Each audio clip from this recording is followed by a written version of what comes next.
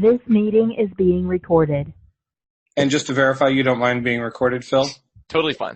Okay, great.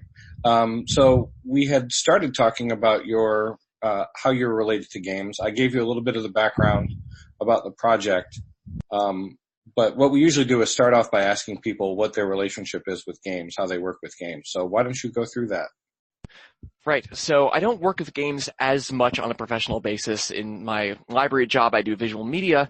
But in addition to that, for the last 10 years now, oh my God, I've been running a game history research criticism blog called The Obscuratory, which is about unusual, old, forgotten games that there's not really much written about, there's not much coverage about, and I go back and I play them, but I also try to do historical research and get in touch with the developers and walk through some of the interesting stories behind how they're developed or other things about that. It has intersected with my career in information science in some places, not on a consistent professional basis, but primarily it's the historical research I do for the blog and associated things like doing panels about it and so forth. Okay.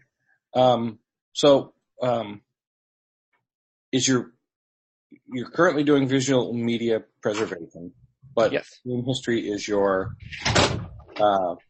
it's your passion. Why game history? I think the origin story of how I got into games is not particularly different from a lot of white men in their late 20s, where I was someone who just liked games a lot and then decided to write about them. But as originally I was a political science kid, and as I was doing more in college, I realized I was interested in things like the management of information, like history fields, American history, and I just found those areas in kind of with game preservation intersecting with historical studies, that was kind of what got me fired up, was where all those areas came together. And that's what I kind of started to double down in life. Archiving specifically, but also like the historical angle, for just all those things kind of coalescing in a amorphous sort of direction. Okay. So as you work on your game history projects, what sorts of artifacts or documents do you find that you're seeking out? What are most helpful to what you do? What are most helpful? And we're talking about things that are produced in the course of the development of the company. So not necessarily like just the commercial side, but like the things that were done in the company itself. It's anything that's not the packaged ones and zeros that end up on a shelf or being distributed online. Gotcha. So a big, I'm trying to think how to phrase this. Before getting into any development stuff, I think a big part of it is the manuals and the things that would accompany games, like just the documentation that came physically with the games is hugely important for a lot of the older ones I tend to work with, because I feel like a lot of that stuff got disposed of.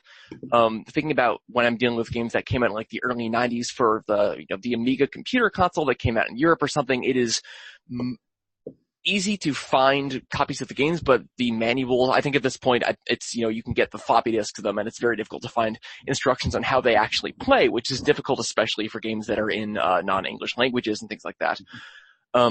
So just as terms of like what I use the most, that has been especially important.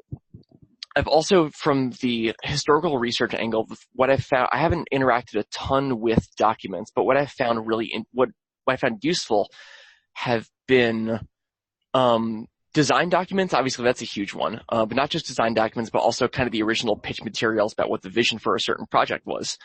A lot of the games I write about tend to be weird, ambitious sort of experiments where it was a big idea that didn't necessarily get off the ground or was compromised in some way, and so it's useful to be able to go back and see what the original, what it was supposed to be versus what it became, and kind of see how the direction it was intended. Like, for a specific example, there was a really bizarre game called Millennium Auction, and it was an auction simulator game that was made by a former physics PhD, and the final product barely resembles what he wanted to actually make, and he was actually kicked out of the company halfway through developing it. And just being able to compare what his original, I just talked to him in this case, and he just explained what he wanted the project to be, but being able to see what someone had committed on paper something to being versus what the final product was, I think is really useful for understanding the arc of a project's development. Okay. I think those are the two major ones for me, at least. As you describe design documents and pitch documents, or pitch, what did you call them? I said design documents and pitch documents. You said The- doc. Okay. Yeah. The distinction. What is Oh, the distinction? Yes. So I guess the distinction would be the design document is what the design was, more or less what the game was designed from, or they actually go into more detail about how the game was supposed to work. When I think in terms of pitch documents, I think about like when they've submitted like a 3 to 4 page proposal explaining the concept of the game and kind of where development would go, as opposed to it being like a roadmap for actually building the game. Go ahead. For another specific example of that, I've been doing a lot of research on the company that made SimCity, Maxis, and some of the unusual projects they had that didn't get off the ground. And there was one that was meant to be like a simulation of a Japanese power plant where it was just like all these really ambitious ideas about like generations passing and historical memory. It was really bizarre, but it really only existed as like a 3-page proposal. There wasn't any point where they were like, here's how we're going to implement these mechanics. It was just someone like feverishly writing down this absurd idea that didn't get turned into a game. And I find even when that doesn't have a practical impact on what the game was, that's useful to be able to consult.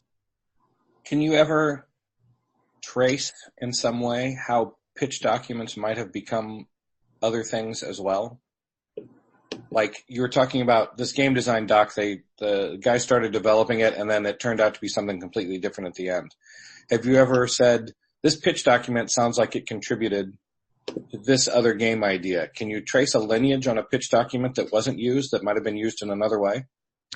That's a good question. I'm not sure I can totally answer. Mostly because the kind of project I work with tend to be companies that had a big idea and it failed and they went bankrupt. So there's not really a lot of news to follow up on in those cases. I could see how that could happen. I think obviously like one of the big examples that gets cited all the time is the Doom Bible, like the original pitch document for how Doom was going to work and the big ideas they had, and you can see how they influenced later narrative design that everyone who worked at the company went on to do. But for my examples, at least, I can't think of any specifically, just because it tends to be the ideas I look at tend to be more of big ideas, weird execution, not a whole lot of follow-up. So having the early material, that's at least why the early materials are interesting to me. And it sounds like you're following companies and not designers or individuals. Is that accurate? In a lot of these cases, the companies tend to be individuals. Okay. So sometimes there isn't a bit of popover, like if someone is an art director on a couple projects. One example of this was there was the Sierra company that did a lot of the older adventure games. One of the designers there famously had a story where the head of the company gave him a copy of Myst and said, they're like, make this for me. And he's like, sure, okay. And so he became the lead director of this game that was aping Myst. And if you go back to some of the things they had contributed to, you can see a little bit of the influence. But when I'm looking at these kind of odder, almost one-off projects, there tends to not be a strong distinction between the company and the individual. Go ahead. It's an interesting challenge in terms of finding things, because a lot of the time they started a company, the company went bankrupt, they got rid of all their stuff, they went on to a new business, and so it's hard to, have an actual pitch document they may have still held on to. Sure. Just to be very specific, what years do you think you're looking at as far as game history? Game history, the ones I tend to look at, it's usually the era around when CD-ROM multimedia became a big deal, and that tends to be maybe 1990 through the 90s inclusive, with a little bit before and after. But the people I've spoken to, it tends to be from around 92 to maybe 98. Tends to be the era when there was a lot of experimentation with multimedia and shareware games before that era kind of leveled off. So that's what when focusing tends to be. I think 92 to 98 specifically, but kind of the 90s as an inclusive decade. So when you're looking at materials from this period, do you find that a lot of the design documents or a lot of the pitch documents, do they feel like consistent in the way that people are using them, or are they totally random in what might be in a pitch document or what might be in a design document? So I haven't had a chance to look at a ton of them, unfortunately, but from my experience, it tends to be, at least with pitch documents, a little more all over the place, just because it tends to be smaller companies making a pitch either to an investor or really just to have something written down for themselves. There are some cases where there was one case, I haven't actually seen it, but there's a case where a pitch document intersected with a bigger company and they had to make some compromises for consistency's sake. It was a small adventure game developer in California that was making